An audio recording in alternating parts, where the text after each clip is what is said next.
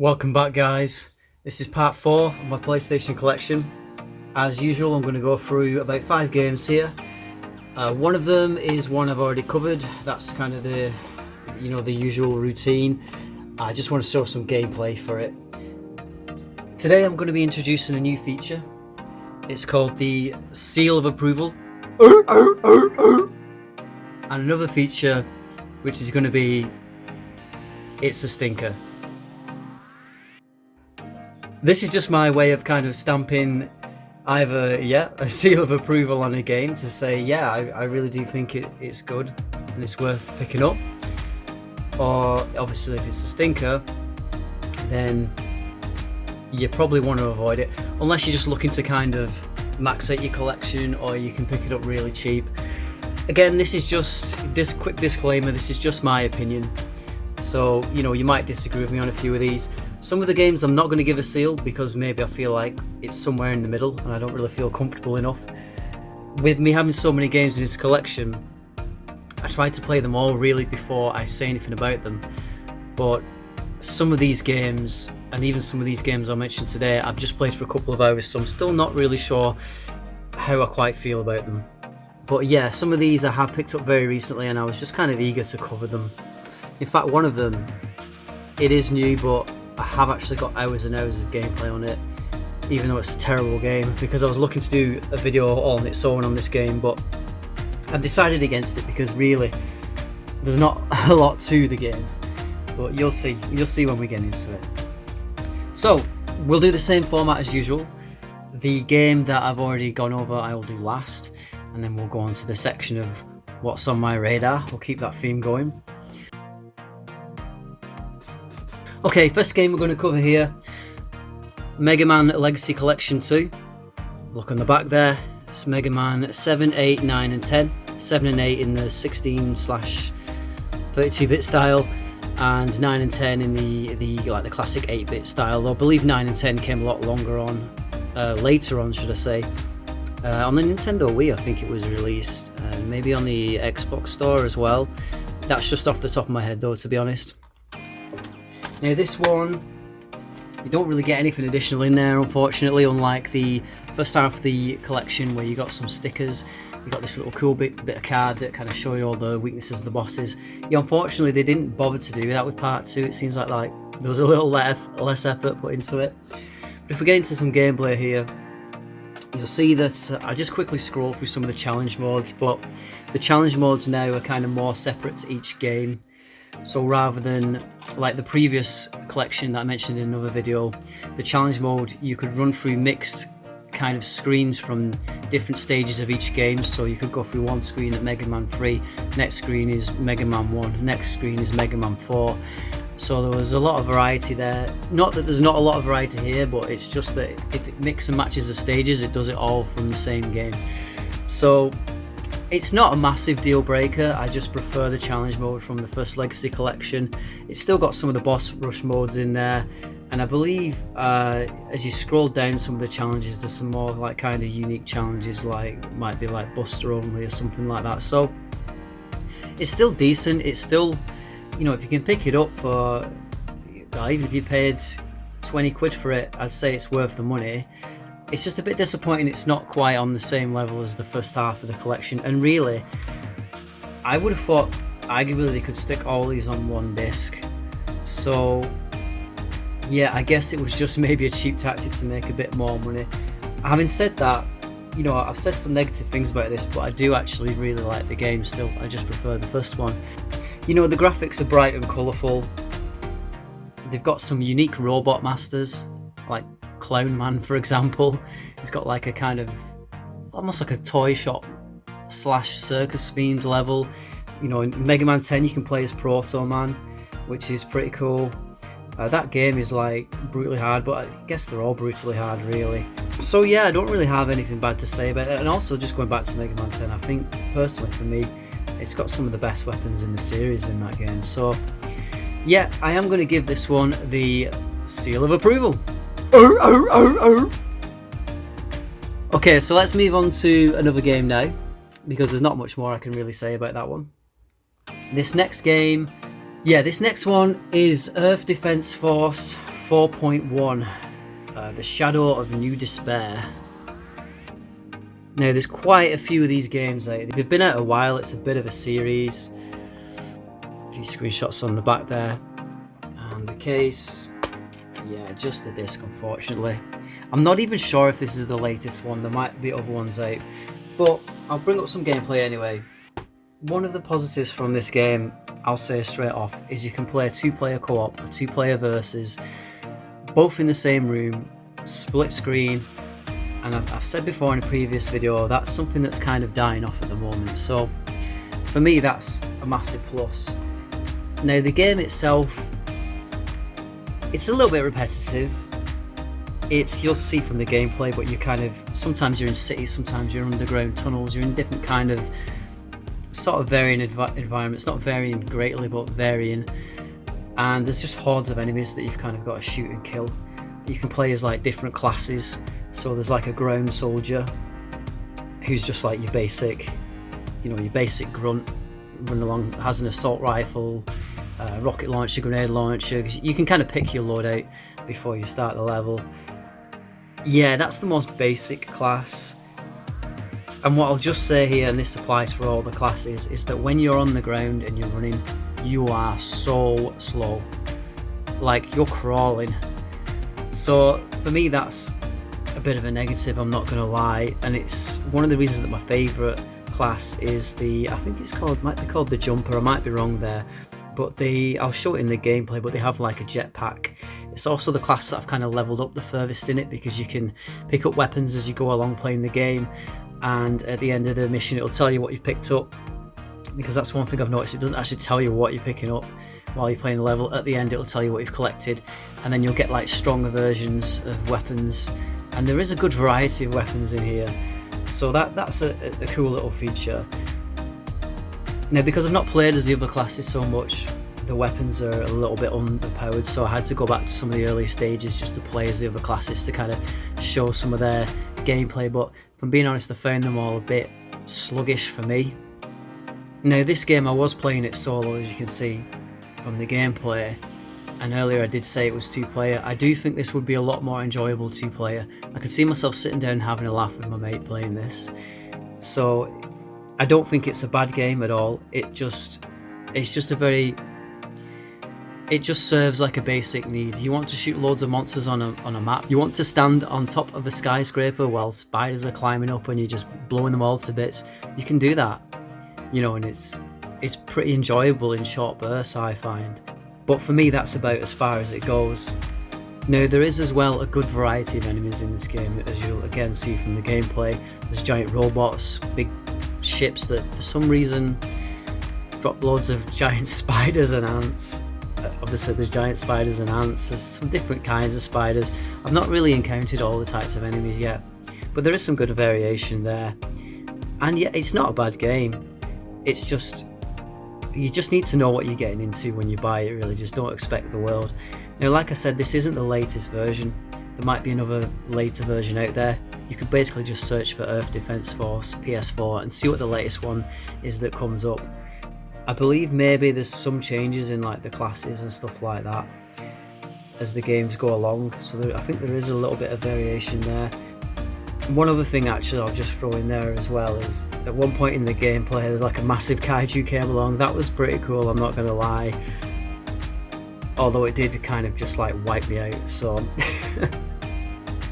yeah, I'm a bit rusty at the game, so I was getting killed a few times, and like I said, some of the classes I was playing as were a little bit underpowered, so you need to kind of make sure you level them all up equally and collect all the different weapons. But yeah, I would recommend it. It's not enough for me to give the seal of approval, and it is definitely not a stinker, so I'll just leave it at that and I'll let people make their own judgment. I'm losing my voice, I don't know if you can tell. I'm just trying to get as many words out as I can before it goes. Okay, next game. Yeah, now this is the one I was going to do its own video on. I basically saw it online and I thought, what is that abomination? And it was like, I think it's like 8 or 9 quid. I just thought, right, I'm going to pick it up and just, maybe I can do a video on it. So Here it is. Slide Stars. On an adventure with Holly H. I have to make sure I pronounce my H's, because I would normally say that Ollie H, which is just really common, but it's the way I speak, unfortunately. One thing I've learned doing YouTube is I really need to start pronouncing my words correctly. Now, in this game, you can play with over 20 world-famous influencers, according to the box. Now, that's not actually true, because some of the influencers in the game are made up for the sake of the game. I found out because I didn't actually know any of these influencers. I don't know if you'd recognise any of those names on the back, but I mean, half of them sound like porn stars to me, if I'm being honest. And they bloody dress them like porn stars in the game and all. But yeah, let's bang on some gameplay, because there's nothing much more than the disc in here. Now, as you can see, you've got your character select screen. At first, you can only play as a couple of the characters. I think they're like made up people. I'm pretty sure one's like a rip of Kim Kardashian. As you go along, you can unlock like new costumes for them. One of them has a costume which is, I'm sure it's inspired by like Black Cat from Marvel, so that's actually pretty cool. Yeah, but the rest is pretty garbage. I actually looked up some of these influencers online as well, just to see like what they look like in real life. I can't remember what one of them was. It might have been Sveta Bilyalova. Sveta Bilyal. Oh, that's a tongue twister. Sveta Bilyalova. Because she was doing some stupid pause, I think, on the character collect screen, and I thought, what is she doing? And then I looked up like her Instagram, and she's basically doing that pose in like nearly all of her pictures. I was like, alright, okay, that sums it up. So yeah, unfortunately, I don't think I got to play as Holly H. I didn't really care. Yeah, I mainly played as one of the made-up characters, because I think I felt less disappointed in myself when I selected the made-up character, if I'm being honest. But yeah, just moving on from the character select, you can also select like different kinds of inflatables for them to ride. Now, one of them is like, it's like an inflatable, I don't even know how to describe it. It's like a chair they're sitting with miniguns on, and I was like, oh, that's actually pretty cool. But yeah, that's about as far as the coolness factor goes in this game. But yeah, let's get straight into actually watching how it plays. So you can see here, you're basically on a water slide in an inflatable. You get bonus points for like doing flips and stuff. You also, if you complete the level in a certain time, you get bonus stars. You have to collect all the power-ups. Like, there's bits of a star you can collect to get another star. There's coins you can collect. I'm not even sure what the purpose of the coins were. Oh yeah, now I remember. You could unlock some alternate skins for the inflatable. So like, instead of a yellow banana, you could have a pink banana. Wow. Yeah, so really worth the investment there. But yeah, I got a few levels in, and what I did find it was relatively easy. And then I got to this one level, and there's this one part, you'll see it in the gameplay, but there was this jump that I just could not make. I swear down, I must have tried it like 100 times, and I kept smacking my character's head on like the edge of the slide and just totally wiping her out. And to be honest, that was one of the most satisfying things about it, just watching the influencer get absolutely destroyed. And the funny thing is as well, when they're lying there like unconscious, they've still got this stupid grin on the face, because all the characters are just constantly smiling. So yeah, the actual layout of the levels, I think, needed some work, because there was just ridiculous difficulty spikes in places. Also, the physics were really odd. Like, trying to get a high jump, I had to approach some jumps like multiple times. And they set the levels out so that if you want to get 100% completion on them, you need to kind of pick different characters, because it unlocks slightly alternate routes for some of the levels. So they put a little bit of effort in there, I'll give them that. Now, on the loading screens, I'll have to show you some of these quotes. There's just like ridiculous quotes. Like, reach for the stars, you can achieve anything you want to. Or like, now that I'm rich, I am really happy. Well, no, not nothing like that, but they're just really cheesy stuff, just really like blanket out there statements that it's just like no thought went into them, and they're supposed to be quotes from these specific influencers, and I'm thinking, you never said that. You never said that.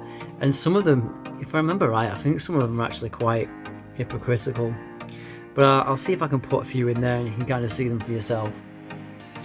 But yeah, this game, this one is going to get the first "It is a stinker" award, because yeah, it is bad. It's bad. It's not even like laughably bad. It's just like absolutely terrible. You'll get bored of it in about 10 minutes and frustrated with the crappy controls. I mean, crappy controls, it's got like 2 buttons. You use the left analog stick and X to jump. And you can hold X to speed up. That's the extent of it. You can do flips, but the flips that you do in the air are so like slow and painful to do. Like the physics are just like, yeah, just really stiff. And to get the stunt score on some levels, I had to just basically keep like banging my head on this roof, but not too hard so I didn't kill myself, but so that it would award me points for a near miss, as they call it. So at one bit I just kind of got myself stuck under a water wheel and just kept smacking my head on the plank. And that's how I achieved the score for the level, which is clearly not really how you're supposed to do it. But if you were going to do it legitimately, it would have been really hard. I'm pretty sure this game is, aimed at younger kids. And yeah, it's got a 7 age rating on there. To be honest, like, the way these influencers are dressed, I think they should have a bloody old. I'm not fuddy-duddy, but like, yeah, some of the costumes are very risque. And I mean, the influencer I looked up, to be fair, she looked about 35. No, it didn't give her age. It said nobody knows her age. I thought, yeah, because she's trying to look 21 and she's 35. So she doesn't want anyone to know her age. She's getting on she's getting on 40. And there's nothing wrong getting on 40, just like, you know what people are like on social media though.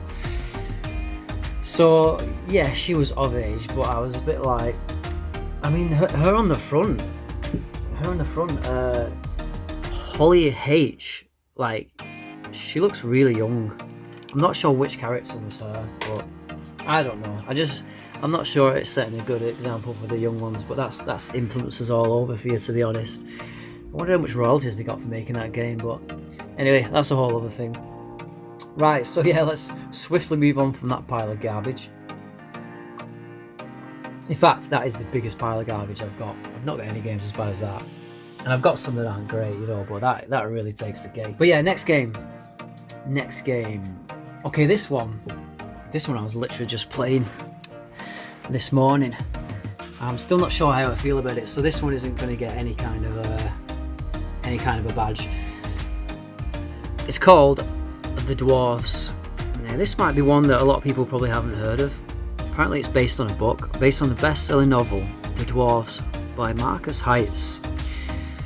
THQ Nordic as well, they're pretty big, the publisher, I think. King Art Games, not heard of them. No, yeah, you can see on the back there, it's like a top-down strategy game. I'd call it a real-time strategy. You can pause it to put your commands in. And there's only the disc in there, so I'm not going to open it up. Now, when this game started, I went straight into the campaign mode. And at first, I had pretty good impressions of it. It was like a tutorial fight at the beginning, and there was tons of enemies on screen. So I was like, oh, this is pretty cool. It's like, you're like a one-man army, I mean, you got a couple of allies with you, but like, it feels pretty badass, like fighting these waves of orcs over this bridge. One thing I noticed was that the extent of the control you have is you can't target individual enemies. Now that sounds like it sucks a lot, but I actually think, having spent a bit more time with it, I think that's on purpose, because a lot of the time when you're in combat you are surrounded by enemies, so there's not really much point in just keep picking out individual enemies, because a lot of the times it'll be the same type of enemy. If you want to pick out an actual, say like a bigger enemy, you have special abilities that you can kind of use to target them that way, and really you want to be hitting them with your special abilities anyway, to be fair, because your standard attack, from what I'm seeing, is pretty pants. It doesn't really do a lot of damage. It's your special skills that's really going to like rack up your kills, and as you get kills you also get AP, which means you can do the special skills. So you'll see from the gameplay there, I was like, not so sure about this at first, because I couldn't target the individual enemies. And then, yeah, about 10 minutes in, I was like, oh, yeah, I kind of get why that is now. There's a part where I'm going along the bridge, and there's like this sweeping strike you can do, and I was just sweeping the orcs off the bridge. That was pretty awesome. So yeah, I got some brownie points for that. And this was just like, the intro level, so pretty cool battle anyway. I won't kind of explain what happens in case somebody wants to get the game and look at the story. Not sure if it follows the book, but I'm guessing it might do because it's based on the book. But yeah, I don't know that for sure. So after completing the tutorial level, then you kind of go to this area where I think it's like supposed to be like a few years on. It gives you this unit of time, but I'm not really sure what that unit time is supposed to be. Maybe like a year or something, I'm guessing. So you're going around your like little, I'm not even sure what it's supposed to be. I think it's like a base in a mountain, and you're like the only dwarf there from what I can see. Like almost, I wouldn't say last of your kind, but I think the idea is there's not many dwarves left, although that's the impression I got. So yeah, you get given this quest, or go like, basically like fetch quest, go and do this, go to this place and deliver this or whatever. So I was like, okay, you go around, talk to a few people, leave the place, and then the game seemed to become something that I completely did not expect. And it went to kind of like a more like a map view, and then you kind of pick the route you'll take to the objective. And I thought, all right, okay, so maybe there's a fight in each different area or something happens. So I moved to the next area. There seems to be like a day. This is another thing. It doesn't really tell you about the game, like the mechanics of the game. So I had to kind of figure this out as I went along. But yeah, I went to the next area, and then it just gives me a bit of text telling me what happened, and then I go to the next area, a bit more text, next area, okay, map loads up, investigate a few things to do with the story, leave that area, okay, I've not had a fight yet, fair enough, next area, bit of text, saying what's happened, how I'm feeling, blah blah blah. Next area I go to is like, I think it was a village. Oh no, it might have been a farm actually. It was like a farm, and I was just talking to the people at the farm, saying, oh, what's your back? There's monsters about. Gave them some advice on like building some barricades or something like that. I'm not sure if that decision has any bearing on the story. It'd be interesting to see. This is a game I need to give some more time, but I'll probably only get around to it once I finish playing what I'm playing at the moment. So yeah, the area after that, then it was the village. And it goes into the map screen again. I'm like, okay, like an actual, an area I'm in. And I'm talking to the guys at the gates, and I offer to help them repair the gates. I kind of like use some persuasion on them. They let me repair the gates because I'm like a dwarf and I know how to build stuff. They give me like free lodgings and stuff, so my guy gets well rested, which I'm guessing there's some like bonuses for. So I'm like, okay, this is going well. Let's keep going, because I was really thinking I'm just going to press forward until I get into a fight here. So I go to the next place, and then it's like, oh, you find a camp that, looks in good condition. Do you want to like sleep here? Do you want to move on? And for some stupid reason, I was like, yeah, I want to sleep here, even though I just got a good night's rest, literally at the inn, like the place before. So I really didn't need to, but I picked that option anyway. And then it basically said, oh, you're dreaming of orcs raiding your camp and attacking you. Then you open your eyes and an orc's got his knife to your throat. You're dead. I was like, what? It was like, you're dead? I hadn't even saved the game. So it was basically like critical game over. You're gone. I was like, oh, I really should have saved the game. But I was like, oh, so that's what kind of a game this is. It's like very like narrative and choice driven. And then the battles, I thought it was going to be just all about the battles, but it's about the decisions you make along the way on your journey. Now, I'm not saying that's a bad thing. It's a good thing. I just didn't expect that. You pick up this game dry and looking on the back, you don't really expect the game just to kind of change like that straight after the tutorial.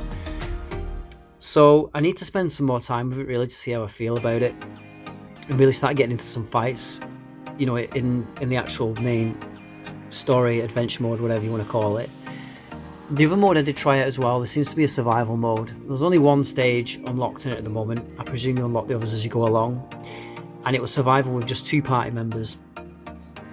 And yeah, you could pick any party member that I presume you get throughout the entire game.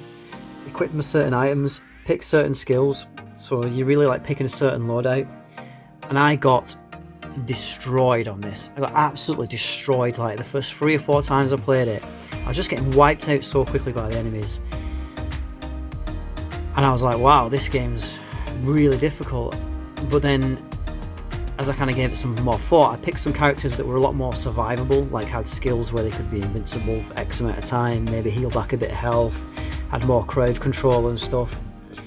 I started kind of making my tactics more so that the guy who was really beefy took on the hordes of them and distracted them while everyone ran around and picked off the archers who would just chip away at my health from a distance. And that worked for me. I did actually get through the first survival level, but I got a really low score because I didn't kill enough enemies. And I'm thinking, wow, how am I supposed to like kill more enemies?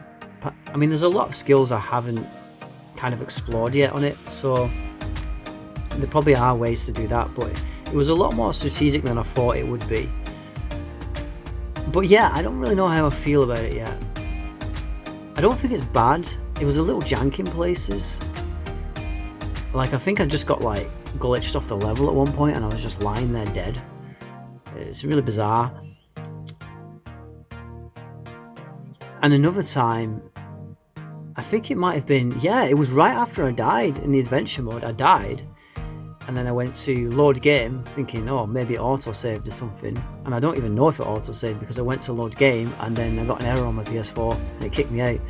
And this was after downloading the patch. It was like a 13-week patch when you get it. So yeah, the jury's still out on that one. I am going to give it some more time though, because I do like, yeah, I like dwarfs. Don't take that the wrong way, but I like dwarfs and I want to give it a chance. I think it's kind of a unique game, so I'm going to give it a chance. Right, now on to final game.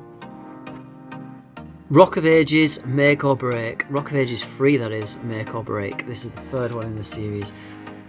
Now, this is also on the Nintendo Switch as well, I believe. I'm not sure if it's on the Xbox One, though.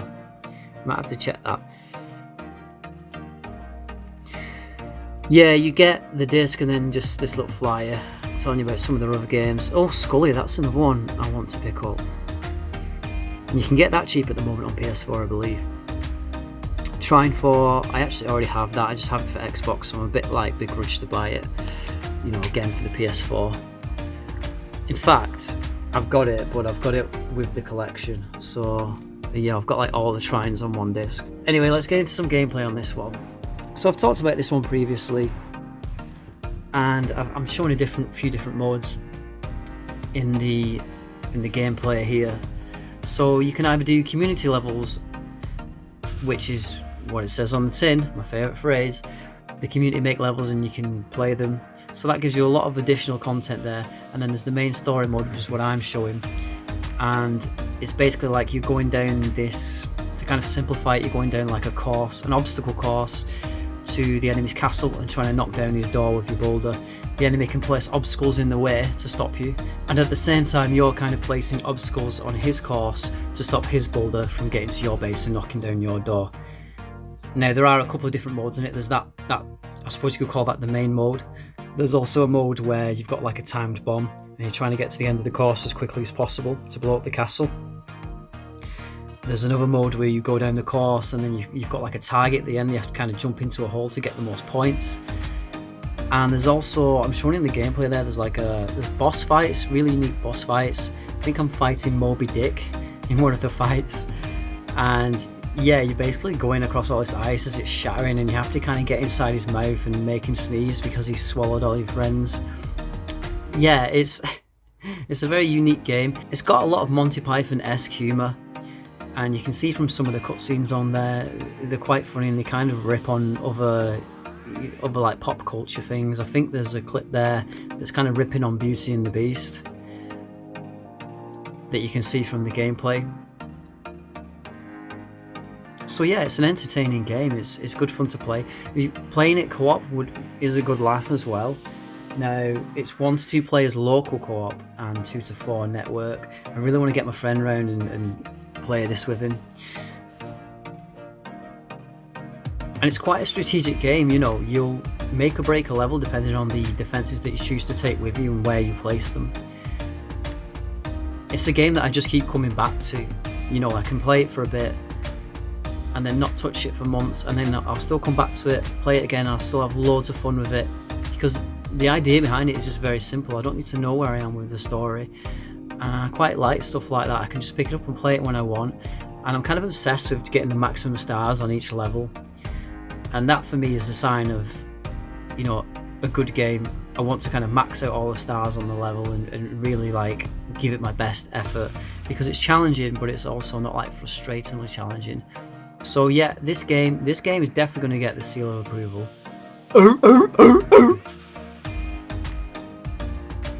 Okay, that's my 5 games I'm going to cover today, and let's move on to the last section, which is what's on my radar.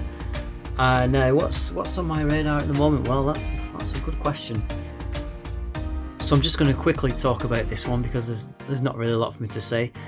But I've noticed Unravel and Unravel 2 are available on the PS4 in the same disc. I do like my collections on the same disc, so that's why I want to pick that up.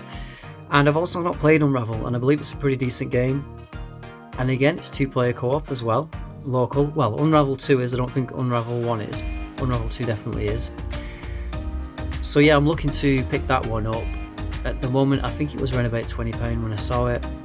But there's a few other games on my radar at the moment, so you know, whether I'll get it soon or not, I'm not so sure. From what I've seen of it, you know, it's a pretty decent platformer game. I just think it would be a nice one to have in the collection. And when I was searching, I don't think you can actually get either Unravel 2 on its own or the first Unravel physical on PS4. I think on Switch it's different, but from what I've seen, I've not seen it out there. I've just seen these 2 on 1 disc. So I might be wrong about that, but even if I am wrong about that, this is 2 on 1 disc. And again, like I said, I think that's a good offer. So yeah, that's it for today. If you like the video, hit like, subscribe. Anything's much appreciated. And I'll keep trying to churn these out. I've got a bit of a backlog of videos that are ready to be uploaded, to be honest. So hopefully I'll get around to getting them out soon.